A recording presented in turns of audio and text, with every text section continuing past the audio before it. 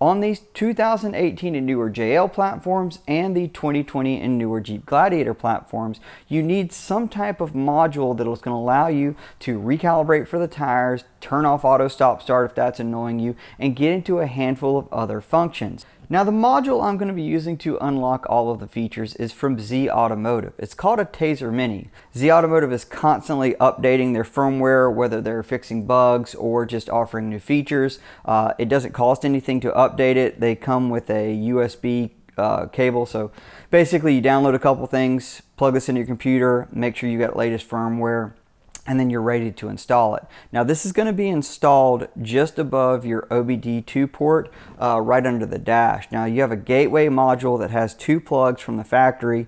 You're going to unplug that and plug this in.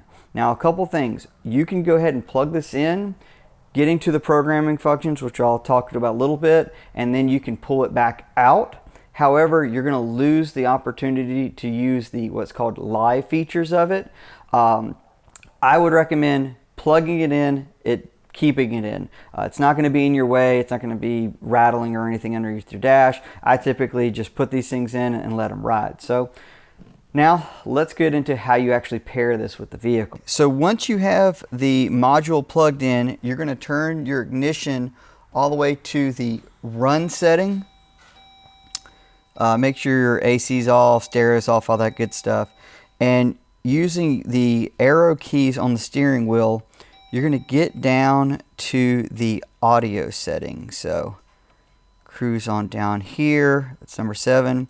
Now you're going to press left arrow on the left side and cancel, and you're going to see light show. Now that lets you know that, hey, the thing is plugged in. But before you can cruise through doing all that good stuff, you need to go ahead and marry it. And in order to do that, you're going to press left over and cruise control on. You'll see the cruise control. Now it's going to count down. Hopefully, with any luck, it will go ahead and marry and not have an issue. Now I've had trouble with these in the past where it doesn't marry right away, and I just have to retry again. Usually not a big deal. So see, right now it's saying BCM busy. Hopefully that means it's still working. But again, I've had an issue with it in the past. Typically all you have to do is, retry it again, but we'll give it a second here, see what it does. Hopefully it gets married up without an issue. And then once it's married to the vehicle, we can go ahead and really tie it in. Okay. All right, cool. We are married now. So at this point we can exit out of this menu, go into performance. For most of you watching this, performance is going to be maybe the most important of all tabs, and I'll show you why. Because inside it not only holds your tire sizing, but it's going to show your gear ratio as well. This is where you're going to change it. So if you've moved up to a taller tire size or you've changed your differential gear ratio, this is going to be where you can modify it. Now, if you've also gone in and changed your transfer case, this is where you can change your transfer case ratio. And now we're already out of it and into the tire pressure monitoring system. But before I get into that, let's jump back to the tires. Here are a couple mistakes I commonly see people make with the Tazer. You do not want to input what is printed on the sidewall of the tire. You actually want to get out, measure it, use yardstick or a level to make sure you're getting the exact measurement of the tire as it's sitting on the vehicle. Now, once you actually measure the tire size, you're going to come here and you're going to hold down the left key, so your left arrow, and you'll go set up to actually change the tire size. And again, this is why it's important to measure the actual tire size so you can input it. Now once you have, you're going to hit the cruise control on and off, and it's going to say tire size set. That's how you set the tire. If you are going to go up to a 40 or something larger, you just kind of keep scrolling up. I think this goes up to 44 inches. I'm not sure. And again, anytime that you're going to change the tire size, you either go up or down with the set controller. And like I say, if you end up moving up to a 40 or something like that, you can come in here and say, all right, I've got a 40 now, and that's where I want to be. and it'll say tire size set. So that's how it's going to work for most of these decisions. Turning off TPMS, anything like that, you're going to actually have to hit the center button here on the cruise control on and off, and it'll tell you that that has been input. If you do not hit that, the setting will not be saved. Now this is your tire pressure monitoring system. Now you can tell it, no, I don't have it anymore, or you can also go for the option of changing or modifying the tire pressure threshold. All right, now I want to skip around to some of the important features that I actually use. Now lighting, big deal here. Now the reason is, yes, you can turn off your daytime running lights and all that good stuff, but if you are someone like me that got a non-LED lighting group vehicle and you want to modify or add LED lighting group, this is where you can do it. See, LED headlights. Right now it acknowledges no that it does not have it, but if I ordered a set, all I have to do is go in here and turn on that it has it, and now I'm all good. I'll probably go ahead and change out the tail lights on this thing to LED, just for the fact I like how they look a little bit better than the stock halogen unit. So that is a feature that is super nice. If you didn't have this, you would have to take it to the dealer and let them input that it now has LED lights in it. So big deal. Now let's jump into the off-road mode, because this is the other one that's pretty effective. Sway bar. Now this is a Rubicon, so it acknowledges that yes, there is a selectable sway bar on the vehicle. If you were to upgrade or swap out to a aftermarket unit, you would want to come in here and turn this off. Now EPS steer. This is another one if you're going to be a guy that's going to be modifying your vehicle heavily. If you want to go up to a hydraulic assist steering system, say one for PSE Motorsports, you're going to have to let the vehicle know that you're no longer running an electronic pump, because PSC runs an engine driven one. This is where you'll come in and say, no, I no longer have this electric steering pump. Next to it, you're going to have the lockers. Now here's something that's kind of neat. ZAutomotive actually offers a locker module. So if you got a set of aftermarket axles and you wanted to use the factory locker switches, you can do that now, which is pretty cool. So no matter if you put a set of Pro Rocks in, there is a little harness that they make that you can purchase to do that. Now, obviously I have Rubicon axles, so I'm good to go. Now, if you did swap in a set of Rubicon axles and a non-Rubicon, I have no idea how that would work. So sorry, can't help you there. Now, front axle disconnect. This little front axle is talking about the FAD.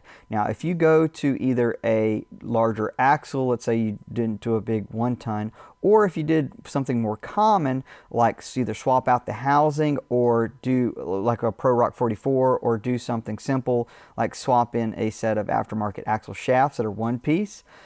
This is where you'll say, hey, listen, I no longer have this front axle disconnect, and it will no longer look for that module. So super, super helpful for that. Now, there are a ton of other little features in here for if you have auxiliary switches. I do not. Let's say you added them in, you could turn that on. I do not have blind spot monitoring. You could add that as well. Belt ding, that's for your seat belt. You can turn that off so you don't have to hear that annoying feature. I do not have park sense. Here's another novel one. If you want to mess with your buddies or have something different, the splash screen is that screen when you fire it up and you have this type of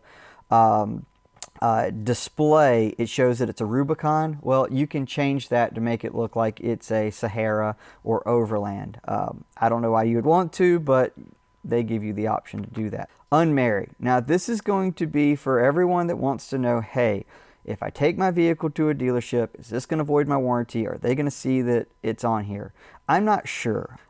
If I was to take my vehicle into a dealership to get it updated, or I had a problem that was completely unrelated to something that I had done, I'm just going to pull the module off. The vehicle can still drive without it and go back to stock, even though the tire size is, going to be different and whatnot. I would just pull it off. I don't think this is going to be something that voids your warranty. This might be a dealer by dealer basis, but it's just worth noting. So, okay, so let's talk about the live features. So this is when it's important to actually have the module connected, and I'm going to go over really 3 of the ones that make the most sense that will be helpful. So we'll fire up the Jeep, and what's going to be illuminated here, you're going to see 2 things. You're going to see that my auto stop start and my traction control are both automatically essentially going to be on with the switches.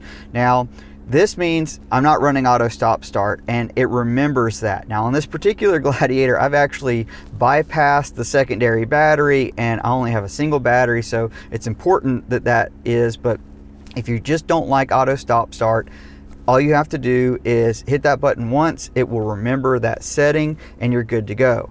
I like to keep my traction control defeated at a level 1 traction control defeat, which means for normal driving, it'll let the tire spin just a little bit, and it seems just like the yaw control and stuff isn't as aggressive. So I keep it and it remembers that. Another cool thing about having the Tazer plugged in is it gives you the ability to turn off things like your sway bar disconnect and some of the other handful of features like running lockers. So if you have a Rubicon and you want to use it in 2-wheel drive, that's super handy to be able to do so. Now, here's one thing that people get really confused about that is very important to know. Just because this is off, or at least the lights on, it doesn't mean everything is fully off. Now when I actually go off-road and go wheel, you know, if I'm rock crawling in the sand or anything like that, I want to have all of the nannies off. And in order to do that, the vehicle needs to be completely stopped, and you're going to hold down this button until your dash becomes basically a Christmas tree. You're going to have an ABS light on, a brake light on, traction control is going to say off, service anti-lock brake system. And essentially what this does is it turns off a signal to a yaw sensor and allows the computer to say, whoa, something's not right. We're just going to shut down all ABS, traction control, all that stuff.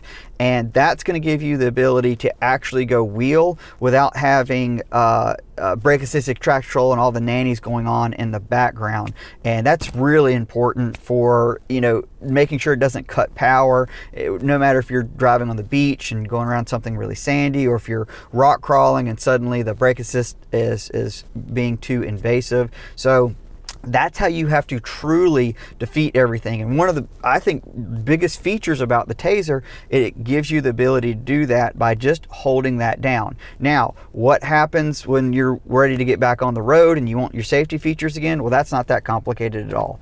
I'm going to turn it off. I'm going to put my foot back on the brake, turn the vehicle back on, and what you're going to see is, give it a second to sort of reset the auto stop start. It remembered that I don't want that, and it remembered that the traction control is just level 1, so that's just one button, one press down.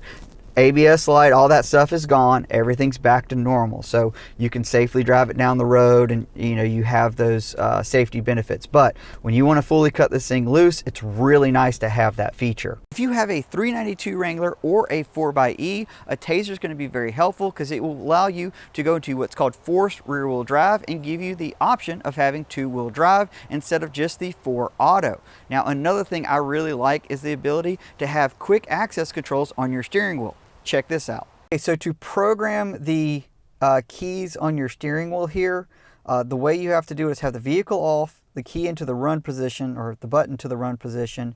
You're going to hold down the right button here and then pick which key. So let's say I want to change this key. Right now it's on light show 6. If I wanted it light show 7, light show 8, rear camera, traction control kill, line lock, rock crawl, turn assist, which is neat. I already have turn assist set to this one. Turn assist is the, you know, everybody talks about the Ford Broncos guy where you can lock up one wheel when you turn and it works like a cutting brake. Well, guess what? Now Jeep has it too, thanks to this Tazer. So You can do winch mode, cool down mode. You can make it where the locker for the rear, this is front and rear locker button, sway bar disconnect, dark mode, which takes all the lights off, for rear wheel drive, which I already have, or you can have no function if it just makes you nervous having buttons up here.